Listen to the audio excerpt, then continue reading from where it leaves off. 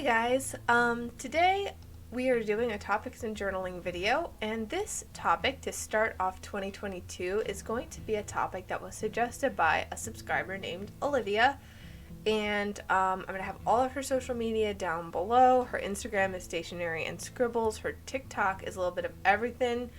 That is a really good TikTok, you guys. I would never have thought to go on TikTok for journal stuff, but she got me on there, and her TikToks are like chef's kiss. They're so good, and you need to go on and look and see these flip throughs she's doing and blank journal collections. Like, they're so good, so definitely go check that out. And she also has a YouTube, but I don't think she makes YouTube videos, but her YouTube is icon for hire x flyleaf. So thank you, Olivia, for the suggestion. And this video is about stationery elitism, and what we're going to be going over in this video is not about like talking about why stationery elitism is in and of itself, like why certain people perpetuate it, because I don't think anybody is intentionally perpetuating it. I think that there are some people who can afford to spend more money on nicer stationery and other people who just don't have that kind of funds, and that doesn't make you a good person or a bad person. It's just where you're at in your life at the moment. So I don't think there's a problem with creators displaying what they have. I think a lot of us like to see haul videos, and a lot of people like to see like cool decorate with me's and journal with me's with like cute stickers and things. Like, who doesn't love to see that? I think the problem arises from like the viewer's end, where they're struggling with how they're feeling about watching those videos. So this video is going to be about, you know, this natural kind of envy that people get for all kinds of hobbies, or even just normal social media with your friends. Like, you're seeing other people's highlight reel and you're living your full movie with bloopers and everything. And so it makes you feel like maybe you're not as adequate. And of course that's going to happen in the journaling community because it's online. That's how social media works. And what we don't want to happen is for, you know, a budget restriction or a space restriction. Maybe you live in a really small place and you can't afford to store, you don't have the space to store a bunch of like washi tape or whatever. You don't want that to discourage you from journaling, you know? So what we want to do with this video is we want to kind of help viewers who are feeling that way. Who's we? I'm talking about me. What I want to do with this video is to help viewers who are struggling with this mentality to find ways to really get that joy and spark back in journaling, and not to let this mentality kind of affect them negatively. Because the last thing you need to do is watch a bunch of YouTube or Instagram or TikTok and then feel like, oh, my journal looks so much better with the stickers, my journal looks so boring, I'm just not going to write. And this was something that was addressed a little bit in the Why I'm Not Journaling More series last year. This was a response to the survey that did get brought up, and we talked about it. But this video is going to go a lot more in depth with how to handle not having all the stationery you might like to have. So we're going to be going over a few solutions in this video, and there's going to be a special portion of the video where I'm going to do some demos. So stay tuned. The table of contents, as always, is in the description. There should be a little like skipping around feature. YouTube is really great with this feature. I love this feature of YouTube.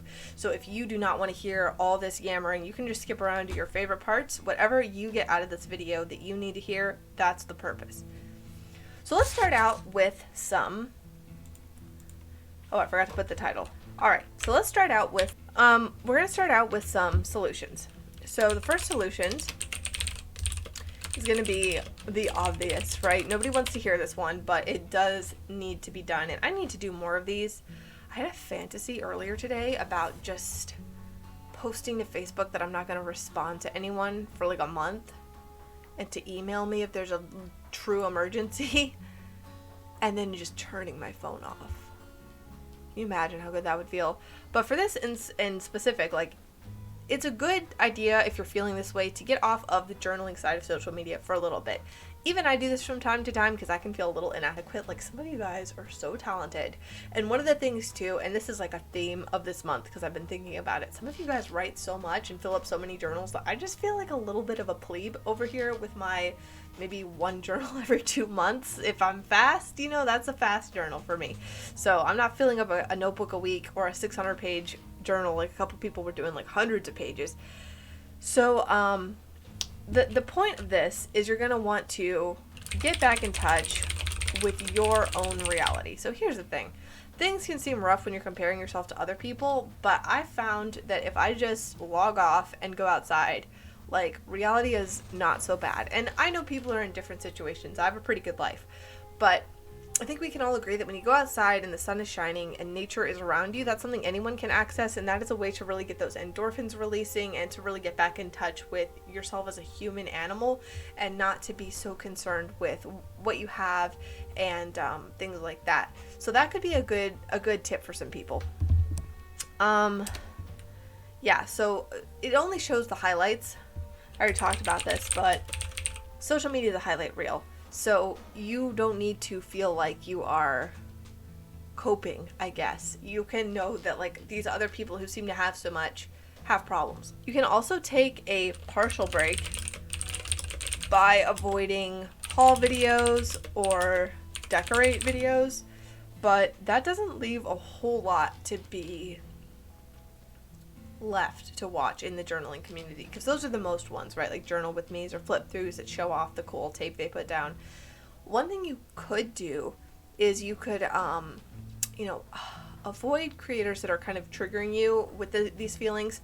You know what I mean? Like, some creators are really going to town with like a lot of different kinds of supplies and like a lot of different varieties, and so if that's making you feel inadequate, then what you can do is just stay away from those creators. Like, some people are much more, grounded, like pen and paper style journaling than others, and you might find like a level of tolerance for certain times when you're feeling a little bit like you don't have as much. So the other thing you can do is you can find alternative stationery. So if you don't have the money to go to Michael's or jet pens or Amazon to get all this cool stuff, or Etsy, heaven forbid, people who shop on Etsy, I am so impressed by your patience to wait for those shipping times. Like, you know what you want and you are saving for it and you're getting it. Like, I have respect for that, but some of us are just not shopping on Etsy, if you know what I mean.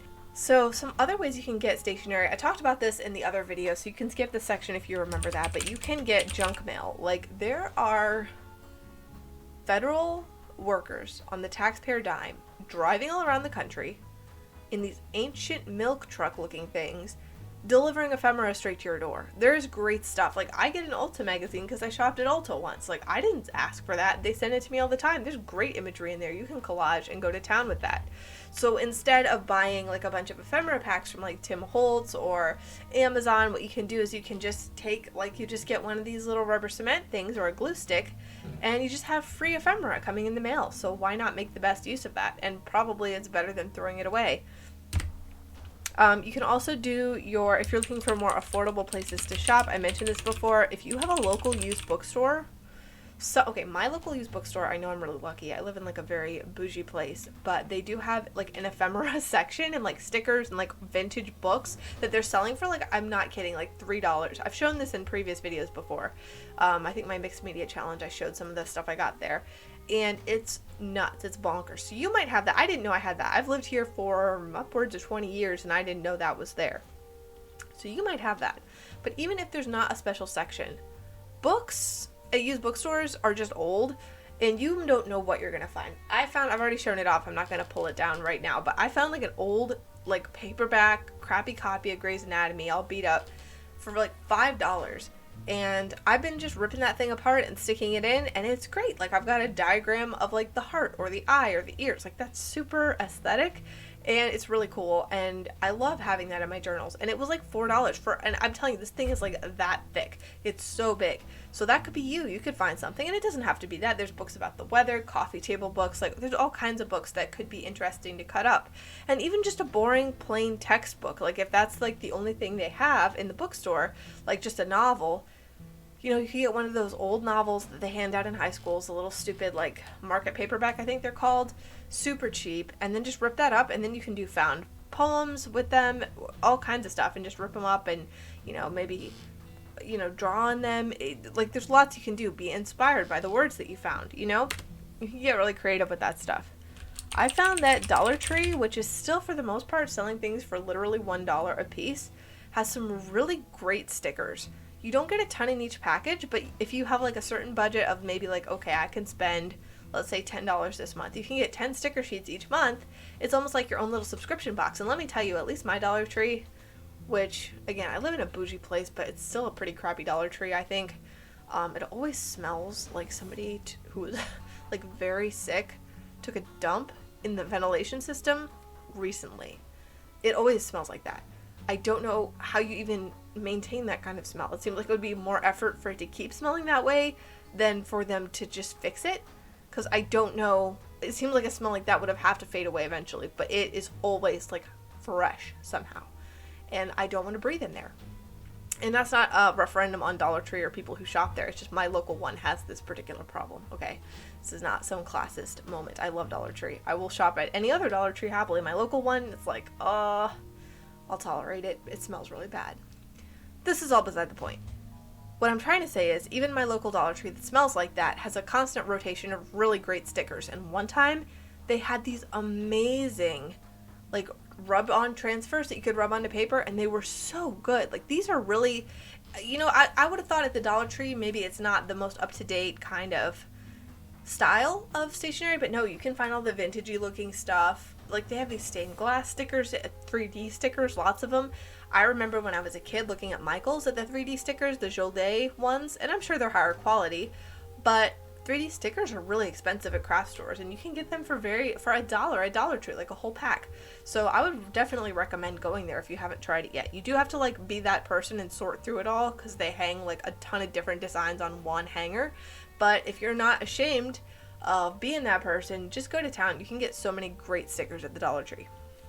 Another thing you can do is you can print your own ephemera and stickers out if you have a printer. And a printer, if you don't have one, this is not a good solution because that's a very expensive, like, initial purchase. But if you have one already, if you live with your parents and maybe you have a limited budget, but you do have access to a printer you can print on whenever you want, this is definitely the way to go. It's super annoying. It's super annoying to have to print out, a bunch of different things and then cut them out and then glue them down. But let me tell you something, like, you can have Avery labels. You can buy those on Amazon or get them at Staples, save up a bit and get a pack of them. And then there's all kinds of templates where you could just print your own stickers directly onto those labels. And you don't even have to cut them apart. They also do have sticker paper that you can cut apart that you can print on. But the Avery labels, like, you don't even have to cut them. So there's lots of ways you can go with that as well with a printer. But even just printing out on a piece of paper, black and white, even if you don't have a color printer, or if your dad's like, don't use the colored ink, it's expensive. I wouldn't know anything about that from my childhood personally, but some people I've heard have this experience, and you can just print it out in black and white and then cut these things apart and glue them down, and it's just collage. It can be anything you want. It could be memes. It could be really personalized. That's what I like about printing. In a lot of ways, it's better than buying ephemera. And then the other thing you can do is upcycling affordable journals. So again, head back to the dollar store or Five Below. Not the Five Below Plus or whatever they're calling this new thing that's actually Five Above section of the store. They think we don't know what they did there. I know what they did, and I have shopped there for Christmas presents. So they got me, but I don't like it. And you can get a cheap notebook, a cheap journal. Like, I'm talking like spiral bound, like not something super soft or like with a cool texture, like something you don't like. And you can, as long as the paper inside is tolerable to a degree, you can even replace the paper though. If you've got junk mail, you can make a junk journal out of it and just save the covers because they're hard or whatever texture. Or you could save the spiral and cut out the holes again. I'm going to link below also a channel called Sea Lemon. And I highly recommend, if you are somebody who's journaling on a budget, she has all kinds of tutorials on how to upcycle journals and take like a crappy journal and turn it into something that's not only much nicer looking, just kind of from a generally objective point of view. I mean, I know taste is subjective, but we all kind of are on the same page about like what looks like a crappy journal and what looks a little nicer.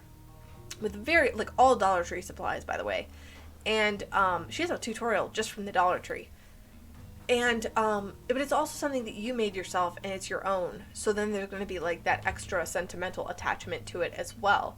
So, and it's a project. I mean, we all like crafts around here. So this is a great way to save some money and still get a journal that you really genuinely like and you're not just settling for. So her channel is highly recommended. She has like bookbinding tutorials and stuff like that. Like you can go down the whole rabbit hole, and you can spend a lot of money doing stuff from her channel, but she has lots of affordable tutorials as well. The next section is going to be the final solution, which is don't center stationery in your journaling process. Now, what do I mean by that? I mean, for some of us, like, stationery is where the journaling process starts, or it's a big part or component of your journaling process. So what you can actually do is change your mindset and think, like, I don't need stationery in my journals to have a customized, unique, satisfying, fulfilling, holistic journaling experience. I don't need, I mean, it's nice to have those things. I don't want to say that you don't need it if you can have it, but there are other ways to kind of get the same effects of like stickers and washi tape and, you know, fancy pens and pencils with just like a pen and a paper, literally. Okay, so I'm going to now transition into the next section of the video, which is going to be a set of little tutorials and tips on how you can replicate stationery effects, like things like washi tape and stickers and fancy pens and pencils, with just a boring old pen, like stuff you definitely probably have around the house if you have basic school supplies, like scissors. So we're going to transition into that. I want to get you guys inspired and feeling like really positive and getting all kinds of ideas, because believe me, once you start to kind of open your mind up, it gets a lot easier. Hey guys. All right, it is time to get into the tutorial portion of this video. So I want to show you guys a lot of really cool stuff you can do to simulate the presence of stationery using these 5 items. So you're going to need a pencil of any kind. I've got this mechanical one, but you do not need to have a mechanical pencil. You can absolutely have a Ticonderoga, but you're going to need a pencil sharpener, obviously, in that case. Any kind of pencil will do. I also think, you know, it's optional because you can technically use like a small eraser if you need to, but having a big eraser is great. These white ones are really good if you can spring for them. It'll save you, you know, if you're going to spring for an item to build like a very basic stationery kit, I would definitely recommend spending part of that budget on these white made erasers, even if it's a little bit more, because these are so much better and you're going to get really frustrated using like the really cheap pink ones. So yeah, and this Pentel pencil, by the way, is not super expensive. You can definitely get this at Walmart or something like that. And so it's not like a luxury one that you would get from like a pen store or anything like that. But you can definitely use like a standard number 2 pencil. Scissors, of course, this is small Fiskars. You don't need Fiskars or small ones. You can get any kind of scissor you want that will cut through paper. A pen. This is a Pilot G2. This is, again, an excellent, affordable ballpoint pen you can have, but any pen will do. This is optional. This is Scotch tape. This stuff is pretty expensive if you are like on your own, and it's a consumable, so it's going to keep getting used up again and again, especially if you really like using it and you like the crafts that involve this. So this is maybe more ideal for people who live with their parents at home and kind of can use Scotch tape and it will be replaced, but maybe you don't, you know, have that ability to go out and go on shopping sprees by yourself. So if you're dependent on parents and you have access to Scotch tape, this is going to be a good one to have, but you can definitely skip it. It's definitely optional. And honestly, even the scissors are kind of optional. Most of the hacks are just with these 3, but you know, these can really add a lot. So we'll get into what we're doing, but I wanted to show you guys, I'm using an old composition book. This is partially filled that I got for either 50 cents or $1 at a back to school sale at like Staples or Walmart. So these you can get very affordably. You can get them in big packs and they have lots of pages in them, and they have college ruled ones. I wish they would start making these in dot grid, because I think that would be really helpful, because a lot of this is going to involve some kind of doodly dry type stuff, and that's easier with the dot grid, but this is fine. If you have a ruler, that could also help too, but I'm going to be doing these without a ruler because you don't actually have to have one. So the first thing I want to show is creating a custom summary code at the top of your journal to kind of summarize some facts about your day. So This is something I typically do with stamps, and it can help make your journal feel a little more organized and personalized, and you don't actually need stamps to do it. So this one is easy. You just start out with a pen, and what I like to do is I like to record the date. So let's see, today is the 23rd, so just like that. Whoops, I cannot do it. Start here. There's the date. Then the time. You can just see that by looking at a clock. That's stupid. How else are you gonna do it? And then I like to also record the mood, which could be, you know, today I'm feeling pretty good, so make a little happy face. You can just keep it really simple. And then I also like to do the weather.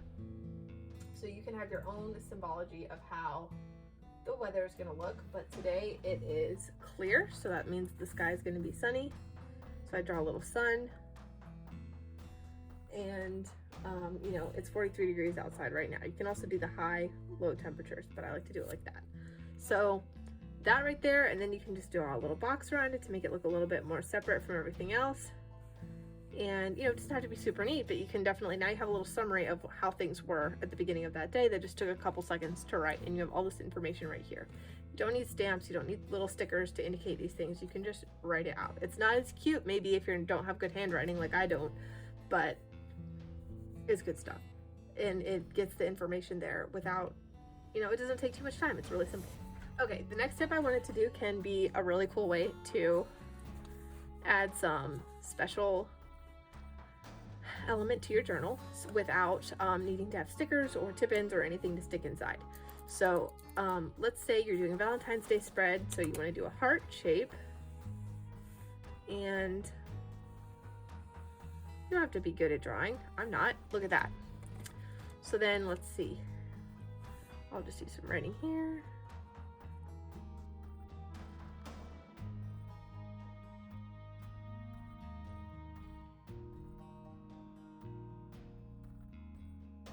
Okay, so as you guys can see, I've written text all around this pencil heart. And what you could do is you could draw the text really, like write the text really close to the heart and then erase it and leave like a white negative space of a heart in there, or you could draw something in here for that.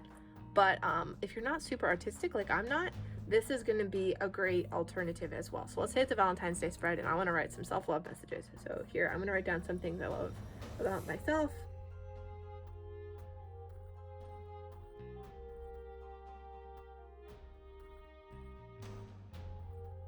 Down there. Okay, so next you just wait for that to dry. Oh, I want to keep this up here, bring these up a little higher. Oh no, we already wrote in pen, it's not going to look perfect. That's okay. All right, so then you let that dry, and I'll do another example while I'm waiting for that one to dry.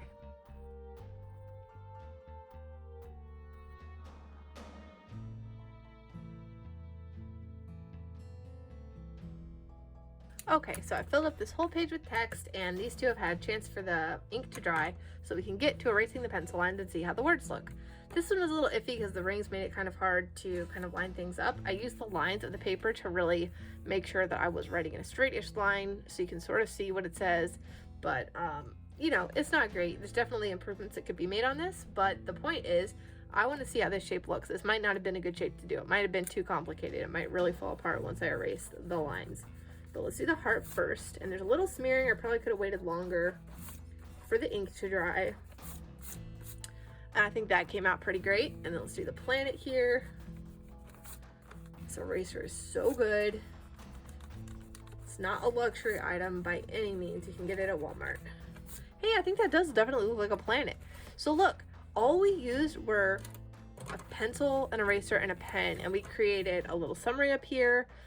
We created a you know, a nice page of satisfying writing, and we created these cool shapes. So the page is really broken up and has a lot of visual interest, even though we didn't use any ephemera or stationery.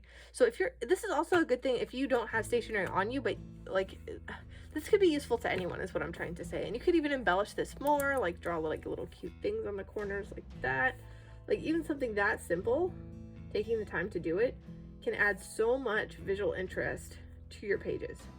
And this is just a composition book. There's nothing fancy or expensive about this. So that was our first tip. Okay, so the next one is pretty self-explanatory, but whoops. pretty obvious and self-explanatory. And you may be doing it already. This is something that I do from time to time to try to add a little bit of visual interest to my pages and break them up.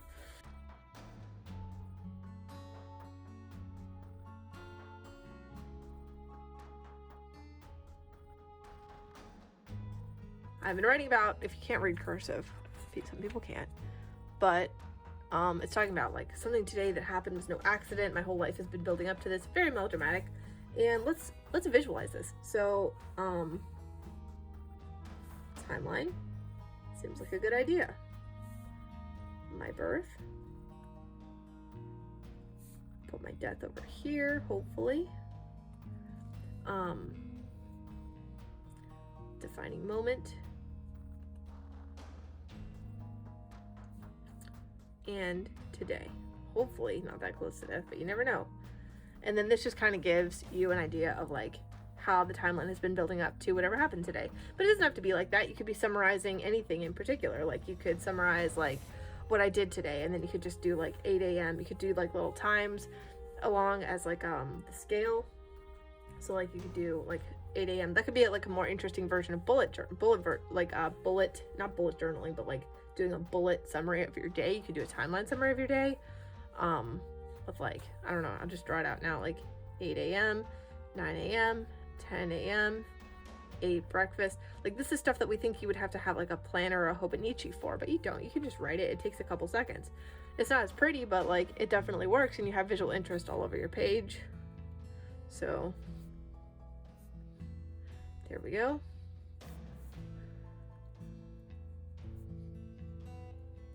So you can see that you can summarize your day pretty quickly like that. I'm sorry guys, I do crack myself up. Okay, but then also it doesn't have to be timelines and things like that, and you can add little dashes and stuff if you want to feel like fancy. This is already looking really interesting. So let's say we want to do something else.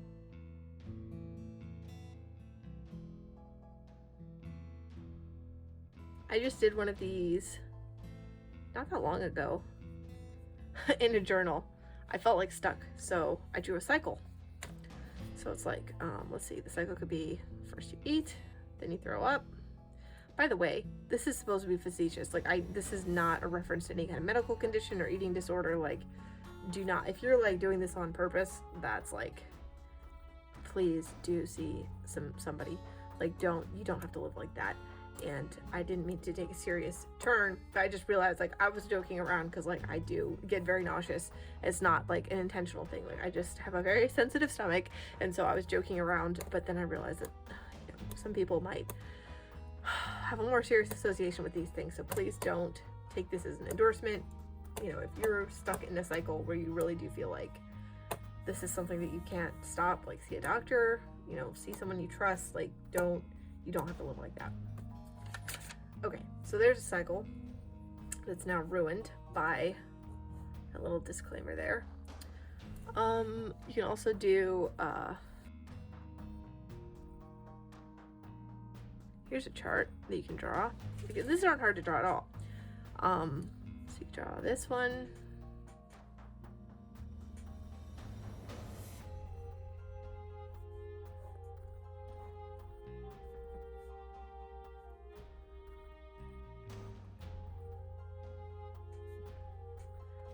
The family hierarchy, something like that. If you ever see one where it's like umbrellas and God is at the top and dad and mom are on 2 different levels, like run, you're in a cult. I'm just telling you, like I've seen this before. It's a Jehovah's Witness thing, and like also some like non-Jehovah's Witness Christians do it. So don't do that. But okay, you can add charts and visualizations of things. You could do there's lots of stuff you can do. You don't need any more examples of this one. Let's turn the page. Okay, so the next one is, let's do some examples of fonts that you can draw on your own, even if your handwriting is terrible. So my favorite font is Poor Man's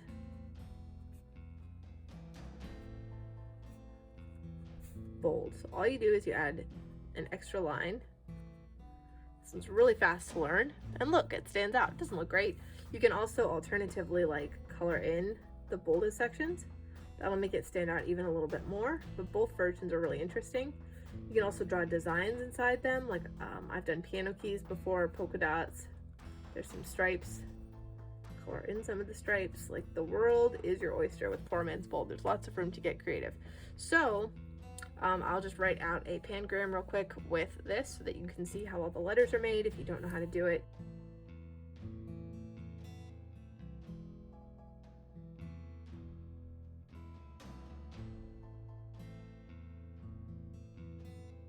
So that's how you can do that one. You also do the roundness for the period to make it stand out more.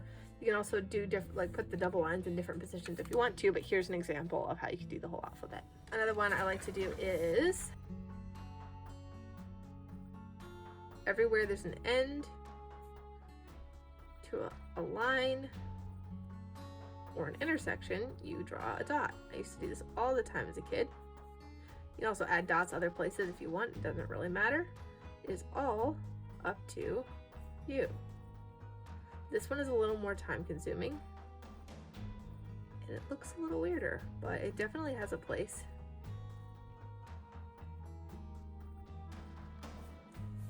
And I will write out the pangram for this one too.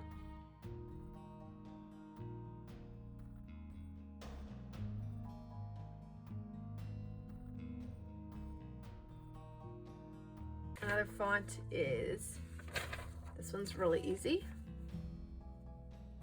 Skinny font. This one's a little easier with the dot grid as well, but dot grids are a little bougie and you can do it just fine like this. This one's a little quicker too.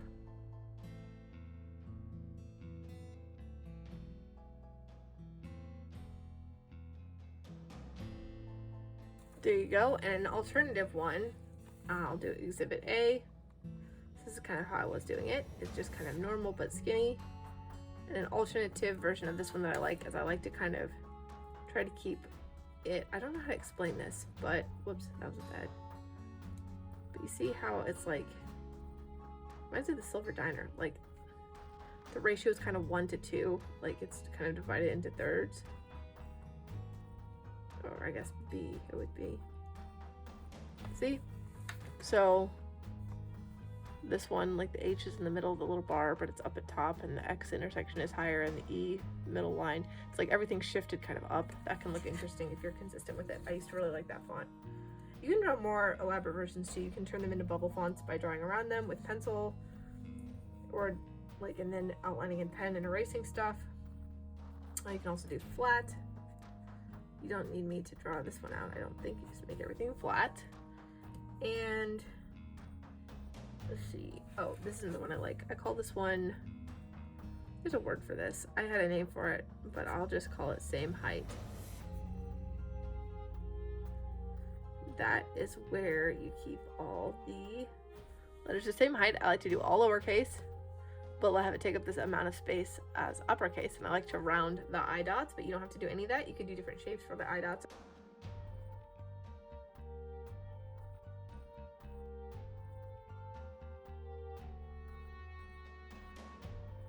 Right, and I like to make my A's like that because I just feel like it has more personality, but you can use any kind of A you want. There's lots of room for modifications.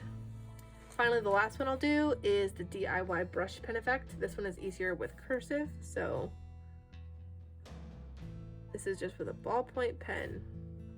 I write the words in cursive, kind of large usually to give room, and then anywhere there'd be a downstroke, I just bolden it up a little bit. And I'm not that good at this. Some people are really good at this. I'm not as good, but you can kind of see the effect I'm going for here.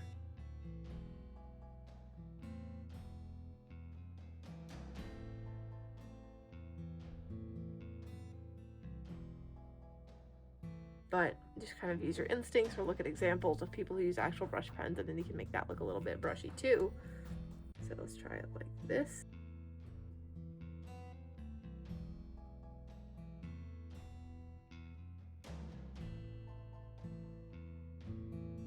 All right, so there you can see the result. Some of these letters look better than others, but you can definitely see kind of a pseudo brush pen effect. So here's some fonts. And I'm gonna post an IMGUR link and link that in the description as well, so you guys can reference it if you want to. If you like, I know these aren't that great, and I actually think it'd be really cool if anybody wants to share fonts with me, I will credit you and put it in and add it to an IMGUR album. If people want to DM me their own custom handwriting fonts on Instagram, I will put your, any kind of credit you want in your entry in the album, so we can have kind of a collaborative resource. That'd be pretty cool, right? All right, so after the fonts, there are other things you can do as well. So I'm going to write some text, and I'll show you how you can emphasize certain types of text without any highlighters or special pen colors.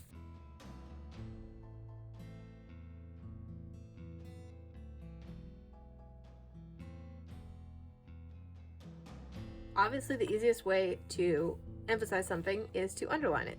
I like to leave a little space between the paper line and the actual underline so you can really see it. But you can actually get a little bit creative with the underlining and do a double underline. I like to make the second one shorter than the first one. I think that looks a little bit aesthetic. But I also, if I'm really emphasizing something, I will go like all the way down to a dot, and I think that's really fun. You can also do brackets to emphasize something. It depends on the context, because sometimes that might look like you're like you're actually using brackets. So it just really depends on how you're using it, but sometimes it can have a good effect. A more easily understood version is just a square, and you can do lots of cool stuff with squares. You could do a double square like this. You could leave it, or you could color it in. You could do stripes. You could also have done, oh, I wish I did this. I'll show you guys a different one. Let's say we want to make the fox a movie star, right? So I used to do this when I was younger. When I didn't have as much access to stationery, I would do stuff like this all the time. Oh no, it's not that good. It's okay. The idea will get across. Hollywood movie lights, like a movie star dressing room mirror. I'm like, yeah, it doesn't look that great, but you can definitely get kind of the idea, and if I'd done it better, you would have been able to see it better. You can do, something else that's really fun to do is to like draw a little, like, do you guys remember the old, if you're old, the old version of Microsoft Word where if you like dug down into the font section, you could do text effects and like make it glitter? I loved that as a kid, so put stars all around it. And as you guys have seen in some of my flip throughs, like I also would put, if I had, for example, a crush on the fox, I'd put hearts all around the name like this to kind of draw attention to it, that I like that person. And you can also do arrows, so you can be like, this line is important. This is also good if you have margins. But you can also do something like this, arrows around there, or even all around it. I've done this before in my journals to really draw attention to something. Just all the arrows are pointing to that man, like there's no escape. I feel like these diagonal ones really make it look the most emphatic, to be honest. And you can also do brightness lines, so the fox is quick, or if you're like happy about something, like that's pretty cool. And there's lots of other things that you can try. I mean, this is not an exhaustive list, obviously, but that should be enough to get your brain going. You can also do your own like code for different emotions if you are feeling some type of way. I feel like the best way to get out emotions is actually to kind of kinetically interact with the pen and the page anyway. That's a really helpful way of doing things. So like, for example, if you're mad, you can do scribbles. This one is so cathartic. I also find that doing like, if you're like really mad, like doing like almost like cutting motions into the paper with your pen, dude, I've never gone from angry to zen as fast as when I did like a bunch of those types of lines. So definitely recommend. If you want to be sad, you could do like that. So wavy lines kind of seem sad to me. Happy. Brightness marks, I like that for happy. Just drawing little exclamation points kind of get the idea of happiness across too. If you're confused, spirals, you can do connecting spirals, you can do like loops and things. Like it doesn't have to just be spirals, but you can do sort of thing kind of nauseating right there. And you can also exaggerate the shapes to show how strong the emotions are. So like if you're just a little confused, you do like a little spiral, but if you're really confused, you could do a big spiral or take up more of the page. Like I've had entire spreads of like anger lines, so that'll get the job done. It'll make you feel better and it adds visual interest to the page. Like this page is not boring. You can say what you want about it. It's not boring. Another thing I've done before, and I don't do this a lot because I'm not great at drawing, but you don't have to be good at drawing to be able to draw little cartoons to summarize your day. So let's go back to the example. Oh, I'm in bed, I wake up, look, my eyes are open. She looks a little familiar, doesn't she? The girls that get it, get it. The ones that don't, don't. Oh, she had a happy face. So wake up, and then there's the sun to show that the sun rose, and I woke up, maybe write the alarm time, and then I had breakfast. So look, I'm not good at drawing, but anybody can draw a fork and a knife, and maybe one of those little bibs that they wear in cartoons, eating breakfast, and then, oh no, I started to feel sick. Those little bubble marks, isn't that what Dr. Seuss used to draw? Those little like bubbles. That was a good, that looks pretty sick, right? And then, yuck, I was not feeling so good.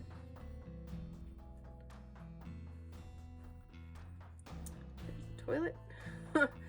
And, so, you know, there's my day. That was my morning. This did not happen to me today, guys, but I have had days like this. So that is a summary of your day, and the drawings are not objectively good, but it gets the point across. And it gets really fun when you're not good at drawing to find ways of representing the ideas you want to get across.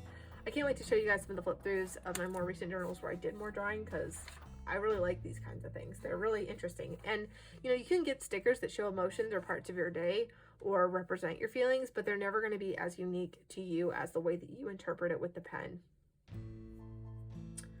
And likewise, you can also just prep pages with little drawings. It doesn't have to be anything complicated. And you can go on Pinterest and, you know, Instagram to find drawing tutorials for things, like Doodles. Like I've learned how to doodle like certain types of flowers, and you know, it's not that bad. Doesn't have to take a long time. You know, just draw all over the page to help you get ready to write. Feel a little more comfortable. Oh, I should not have tried to draw a bicycle. I don't know how bicycles are. What is this? It's something. You can decide what that's supposed to be. It kind of looks like a weird scooter. And now we've got stickers all over the page. And if you do have markers or crayons or even like a colored pencil or another color of pen, you can also add, you know, color to this. And then you have room to write all over here. So let's see what it looks like with some writing.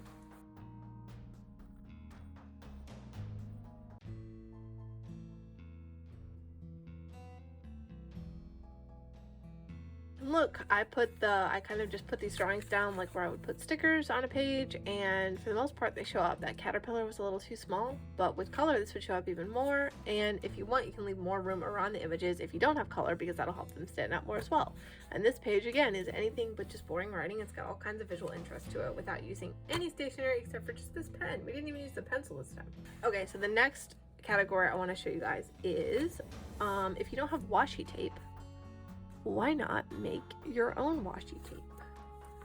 A couple different ways you can do this. First of all, you can draw some. So I'm going to make some washi borders on my page. Doesn't have to be great, just needs to be a border. And you do not have to be, I mean, think about washi designs. Some of them are really elaborate, but some of them are really, really, really simple. So let me show you guys some different designs you can do.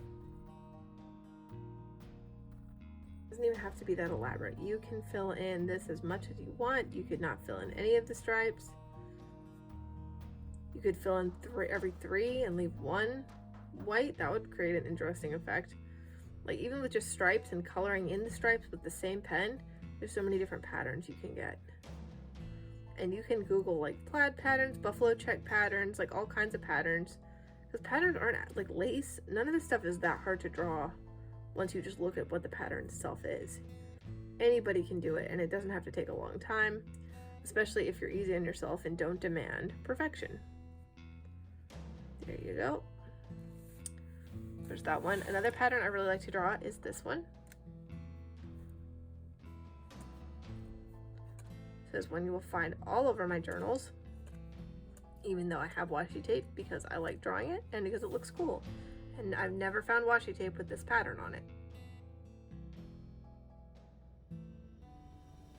Get way more detailed with these patterns too, if you want them to look even better, but this looks pretty cool already. I mean, already this page is looking more awesome than it did before. And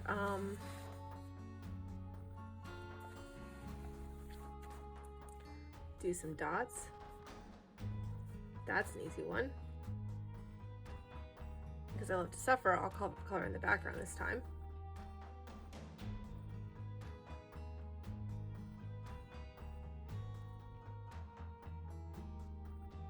Okay, that's a pretty rudimentary one, but you can see what it looks like already.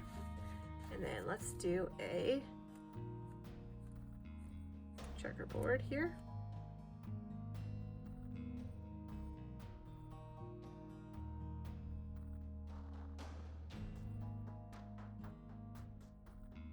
All right, there you go.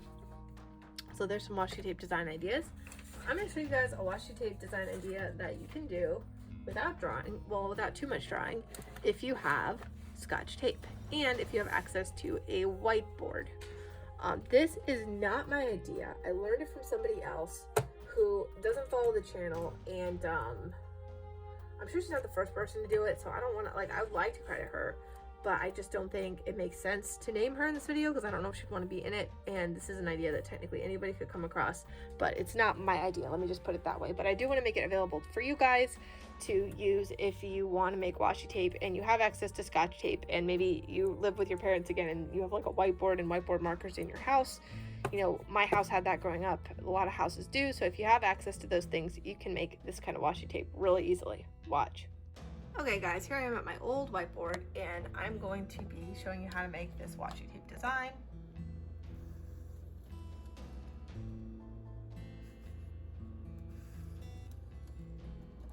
I'm just gonna make a simple stripe pattern to keep it simple.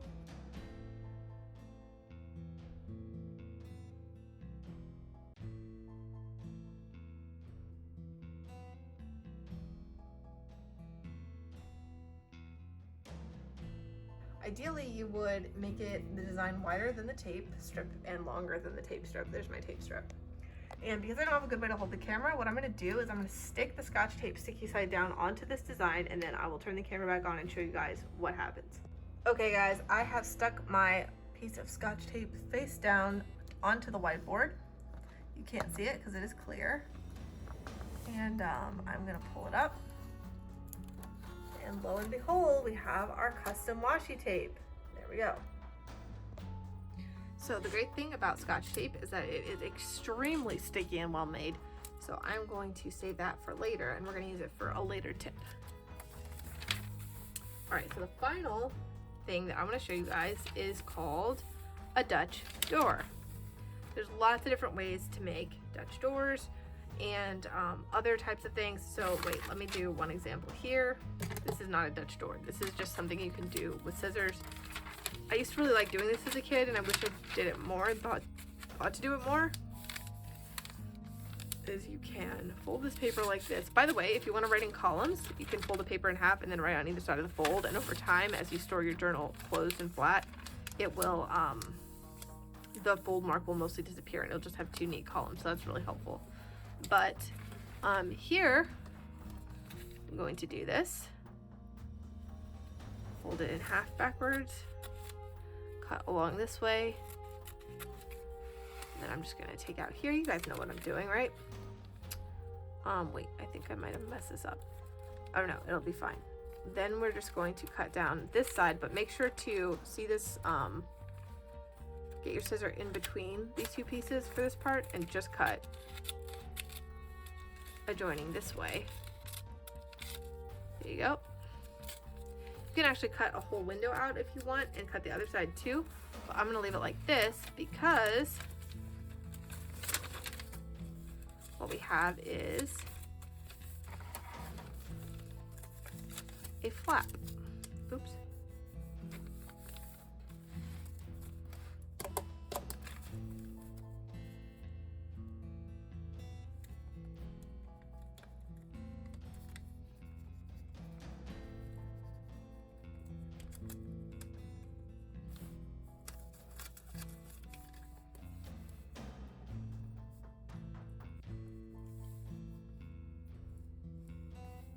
I like drawing an outline of where it is so that when you turn the page, you can know. It would be better to do the step in pencil and erase it later. I really regret not doing that. So don't do it in pen, do it in pencil and erase it later. It'll look better. Then you can do another question like,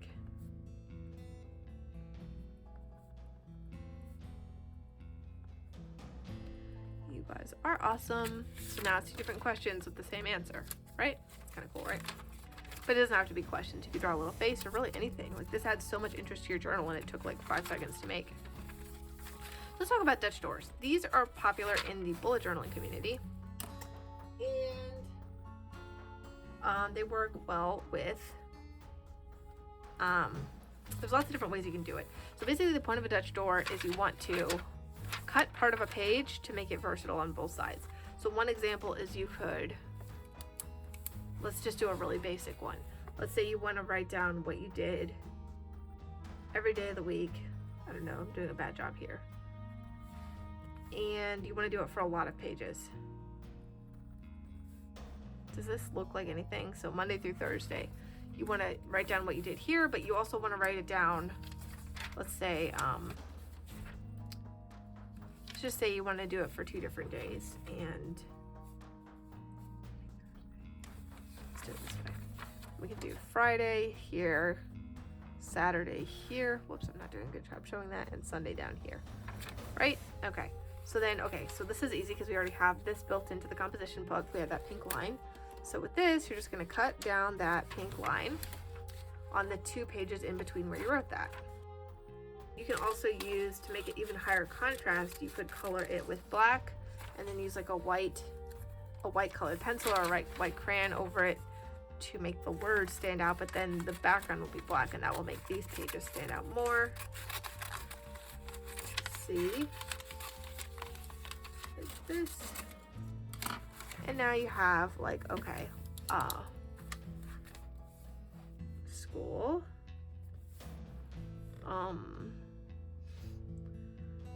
soccer, art class, basketball,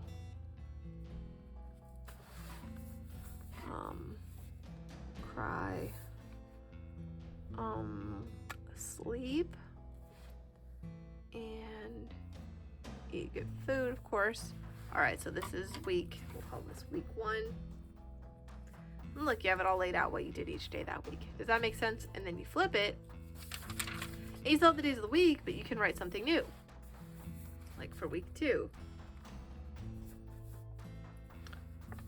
But it's the same week, unfortunately. School, soccer, art class, basketball,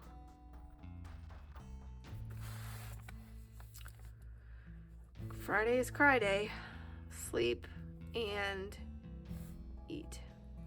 That's week 2. And then you also get a week 3, and you can fill it out the exact same way. I hope that makes sense. But you can do other stuff too. Like, let's just flip over and do, well, we don't even have to flip over. We can just start here. That's the beauty of Dutch doors, is you can do something like, I don't know, this could just be interesting.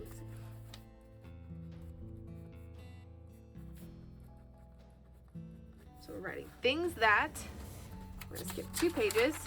We're gonna write, make me And then over here, we're gonna do S, M, and let's see, that took about 1, 2, 3, 4, 5 lines, roughly. 1, 2, 3, smile. And then let's do happy faces, like this. We've already got a lot going on. We've got different text sizes. We've got happy faces. You could draw little sunshines all over the place. You could draw, oh, there's 2 suns. That can't be good for our solar system. Draw a rainbow. That's a terrible rainbow. But it gets the job done, doesn't it? And star. Okay, so this is a happy page. So let's see, that ends about here, right? So you can actually take both of the intermediate pages and just go down this line here and just cut it.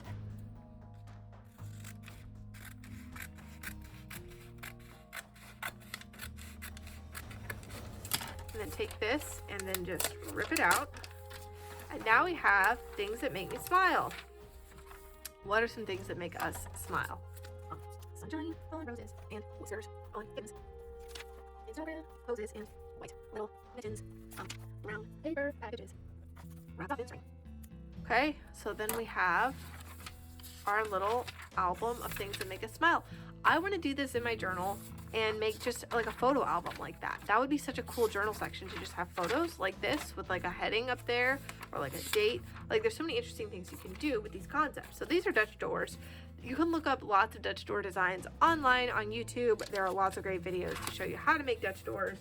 They are super awesome. What else can you do with cutting? Well, what if I told you that you can do shaped pages? Of course you can. I'm going to do a heart as an example. Symmetrical shapes are the easiest, but you can always separate the pages and do asymmetrical ones. That's way too small.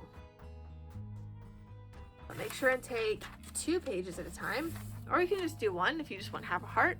Minecraft reference maybe, I don't know what's going on with you in that case, but that could be interesting too. And you're just going to hold these 2 pages together. If you've got a paper clip on hand, that could be a good time to clip them together to make it easier.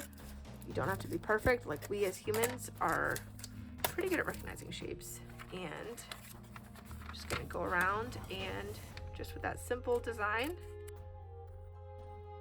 Now you have your heart shape. Oh, look at that. Super cute. Absolutely adore this. Definitely want to do more stuff like this in my journals. And I have, like I told you guys, I always share with you guys, like I've got a great stationery collection. Stationery can't replicate the kind of cool stuff that happens when you really have to sit down with yourself and your brain and get creative. And so I'm really glad that Olivia recommended this video topic because it really let me kind of explore new things. You could color this, and again, with coloring, like even if you just have a pen, you could draw a pattern all over it or outline it, or there's so many different things you could do. This is adorable. Come on, don't sit there and tell me it's not. And you could do all kinds of symmetrical shapes. Butterfly would be awesome. Stars are actually symmetrical. It's harder to draw half a star, but that's something fun you can spend an afternoon trying to do. Like, journaling is about having fun and making something cool, and it's about so many different things. And so don't feel intimidated by something that might take a long time, because look at how cool this is. And this didn't take a long time, so you can do this easily. And then the last thing is a little bit more basic. This is something that we all know and love. The ever so famous tip-in. So, oh my gosh, I don't have any good stationery paper. Let me just rip, the page out of my journal. You are limited in your stationery. You can actually rip pages out of your journal to use as extra paper to tape stuff in or create flaps or anything you want. But for this one, I'm going to be doing a tip-in. And pretty much everybody knows how tip-ins work. You can do a tip-in of any size you want. You can do lots of different things with tip-ins. But what we're going to do is I'm just going to do a small basic one because my camera is running right out of battery, and I'll just do this. So here's how you can do it. Let's say we want to match up the corners and be real cute like that. Take our Scotch tape, which we have already colored and turned into our own custom washi tape. And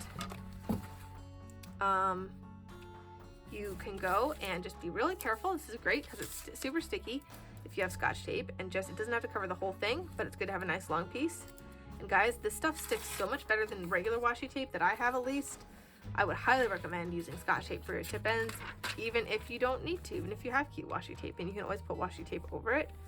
And then just line up the edges and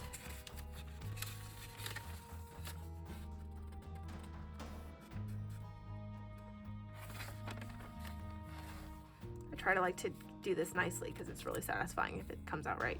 And then just fold over the tape. Look how nice that washi design is showing up on the white paper. That's a benefit of getting a cheaper notebook, is it's going to have white paper that's going to show your custom washi tape way better than cream colored or colored paper. And by the way, this washi tape design lasts a much longer time than you'd think. Like, it lasts, I have some from like years and years and years and years and years, over a decade ago, and they're still bright and colorful. So it's not like this color is going to fade or wipe away because it's on the sticky side. And now we have this flap that you can fold in and out. It will add bulk to your journal, even though you took a page out, so maybe not so much, but this is something interesting. You could do two, you could do one on either side, you could do full pages and make like a door thing that would spread out top and bottom, alternating corners. The possibilities are limitless if you do have tape, and especially if you can make the washi tape like this. That is really awesome. And there may be other ways of making this kind of colored tape, but that's the only way that I know. So I really hope that this section of the video was inspirational, and I hope that you guys have some great ideas. If you have ideas on very easy budget ways to make really interesting things with your journals, please let me know in the comments. Please make your own videos and tell me about them. Like, I would love to get this going as like a trend of people getting creative and not relying on stationery so much, because that's going to encourage newcomers and younger people and people who are just not in the financial place to really, you know, spend a ton on stationery. They can kind of get inspiration, so it's not just all beautiful stickers and washi all day long. So I just wanted to close out this video by reiterating a couple of the main points. I want to make it clear again that there is no problem with people who do haul videos or who buy nice stationery or who show off nice stationery in their videos. Like, I love my stationery collection and it is prominent on my channel, and I get that. Like, if you can have it, like, and it makes you happy and you have that ability to do that, of course you're going to want to do that and share it with people who are like-minded. So that's not the problem. The problem is that if the viewer is having that disconnect from the content and it's making them feel bad, it can be challenging for you to keep up and to really feel like your journaling experience is as good. So the entire point of all these solutions, from, you know, even just taking a break from social media and getting more invested in your own life around you, and, you know, getting creative with where you can find stationery, and even just taking stationery out of your journaling process for a while and just using some more basic techniques that can simulate the effects of stationery. You just have to use a little bit more creativity, and you can have a journal that's just as special and unique as anybody else's, if not more so, because the stuff that you do with your pen and paper is going to be so much more, you know, specific to you than stickers or washi tape that anybody could buy.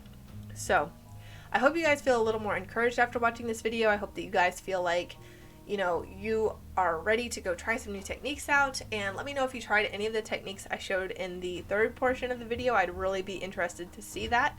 As always, I'm going to put my social media in the description box below. If you want to show me anything, you can tag me or DM me on Instagram. That's the best way to reach me. I would love to see what you guys do. Until next time, I'll talk to you later.